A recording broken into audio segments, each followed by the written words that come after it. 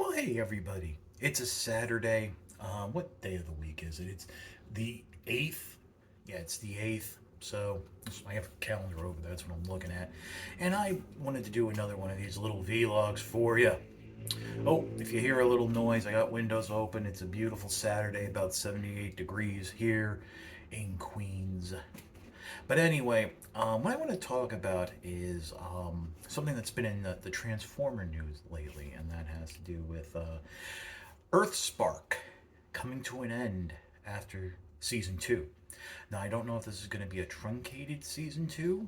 Apparently, it's the rumor is coming from someone who, if they say the sky is green, I would believe it.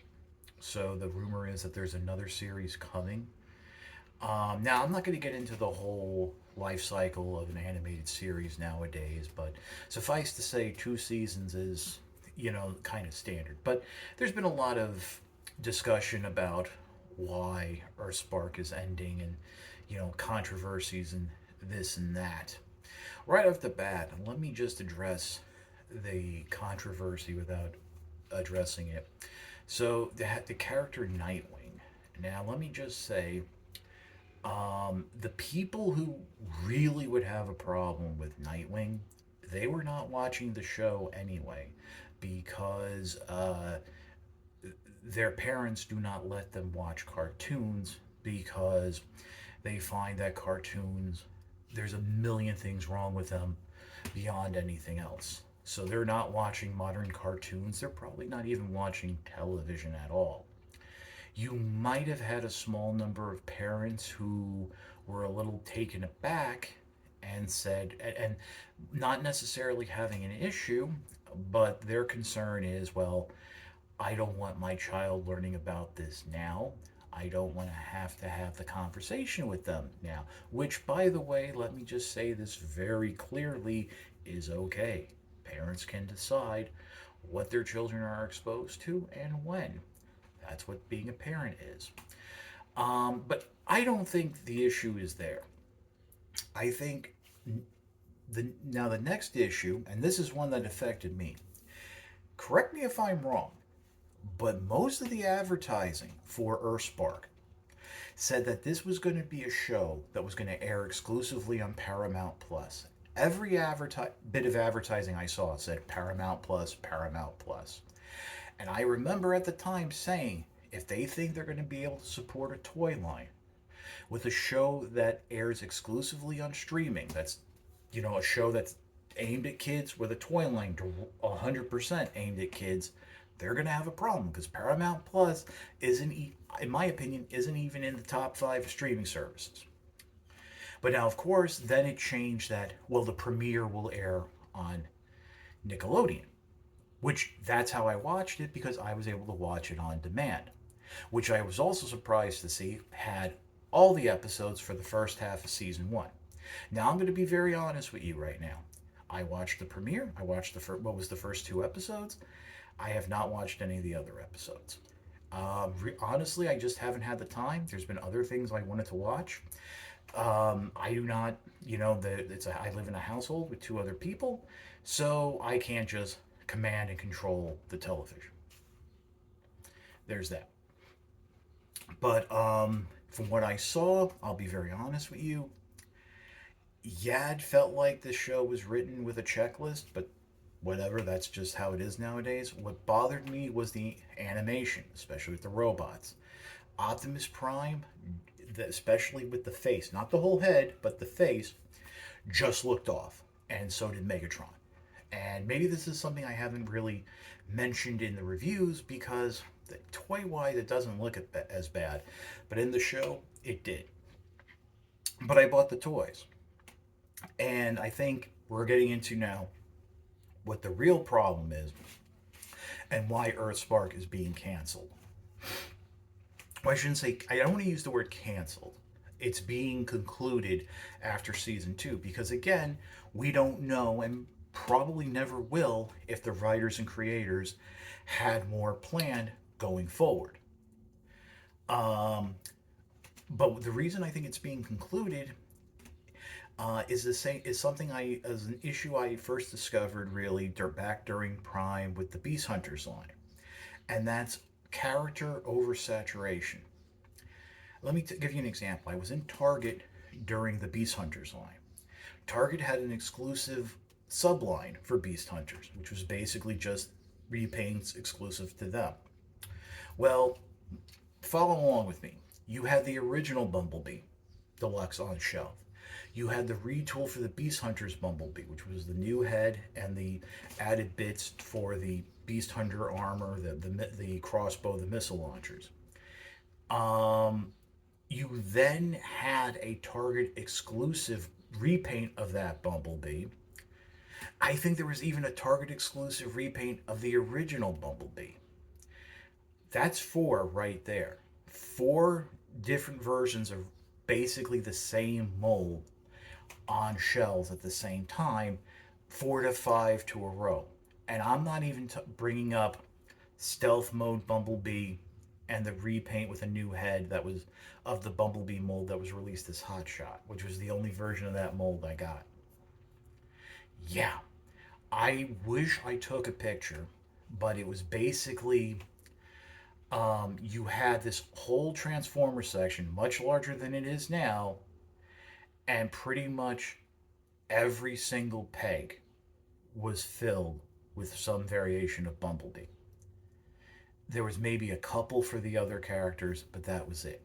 And since it was Target, most of those pegs was the Target exclusive version. If you were a parent walking in there, what do you buy? You don't know what they have, what they want, and you really don't want to end up buying the same thing over and over. So you get something else. And I think that's the problem with Earthspark, is that there's too many versions of the same characters on shelves at the same time. Let me use the example for Bumblebee again. You had with Wave 1 of Earthspark, you had the deluxe class, you had the flip changer, you had the Tacticon, which was the little finger banger, you had the spin and change Bumblebee. Um, and okay, so that's Earthspark. Don't forget sharing the shelves at relatively the same time were Rise of the Beast toys. So you had that action battler Bumblebee. You had the twisty, rubbery, transforming Bumblebee. You had the giant beast mode Bumblebee. Um,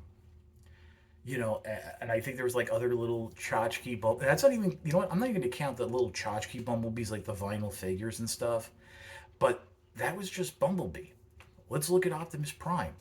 You had um, no deluxe in Wave 1, but you had a Warrior, you had a Flip Changer, you had another Tacticon, you had another Spin Changer. Again, four versions of the same character. I think what did Earthspark in was the toy line not having a large amount of variety. And here's something else that, again, could only be my experience with the line. The Tacticons and Flip Changers were very hard to find, and I actually didn't find them until much later. And in fact, I still do not have a Flip Changer Optimus Prime from Wave 1 because Amazon has never had it in stock at a retail price, and I have never seen it at Targets or the one time I went to a Walmart, which is where I found some of the newer Tacticons.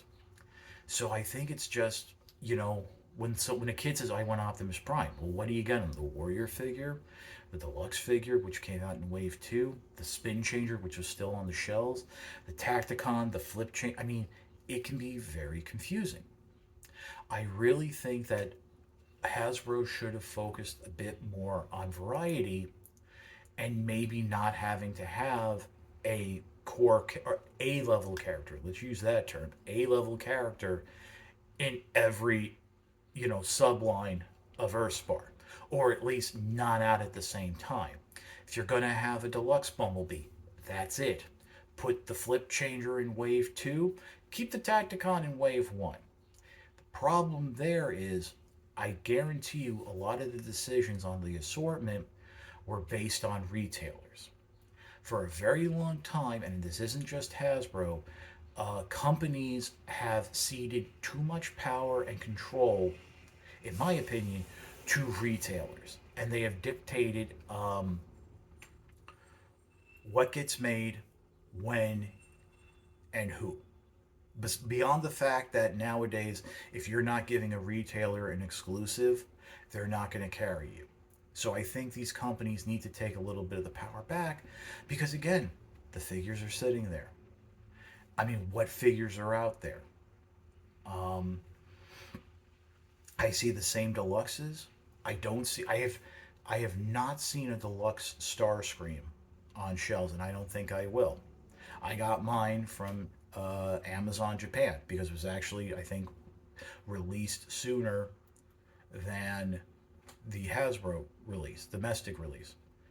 I mean, and Takara, let me just tell you now, if you guys are interested in those new figures that Takara revealed for their release of Earthspark, pre-order them from an importer like Amazon Japan now, because I don't think those figures are going to see release on domestic U.S. stores. I don't think the line's going to. I don't think stores are going to order more Earthspark, especially when they know that the series is coming to an end, because they don't want to get stuck with it. The spin changers are still there. Unfortunately, those little combining Energon style combining 2 packs, they're sitting there, and those are like the best toys of the whole line. Like I said, this is June 8th, 2024. Amazon still has not gotten stock of the Warrior Class Twitch that is supposed to combine with that Warrior Class Bumblebee that I reviewed several months ago. And in fact, I have not seen it hide nor hair of it anywhere online, in stores, even on eBay. I think I saw it once or twice on eBay from a UK seller. So yeah, there's, these figures are not getting out there, and when they do, they sit. So I think the big issue is that the toys weren't selling. Now, could that be a correlation to not being able to find the show and watch it? Possibly, but I think the bigger issue was you had too many of the same character and the same wave. Um, and I think Hasbro needs to take a step back and say to the retailers, well, if we're going to have Bumblebee in this wave, we're not going to have Optimus Prime, or we're only going to release Bumblebee and Optimus Prime in this subline. We're not going to have it as like a deluxe figure. That'll come later, and they have to spread it out. And they got to take a stand. It's Hasbro. They do have a little weight, I think. But that's really just my thought. Um, Tell me what you think. Like I said, I wasn't that big fan of the show to begin with. Begin with? Begin with. I wasn't that big of a fan of the show to begin with. Sorry, emphasal on the wrong syllable. Um, so I don't. I'm not feeling anything one way or the another to see it go. But maybe you really liked it. I mean, those who watched it said it was pretty good. So hey, there's that. And like I always say, every new line, every new cartoon is somebody's G1. So if it brings people in, I guess that's a good thing. Well, this is your old pal Chuck. Let's see if my remote works. I'll talk to you.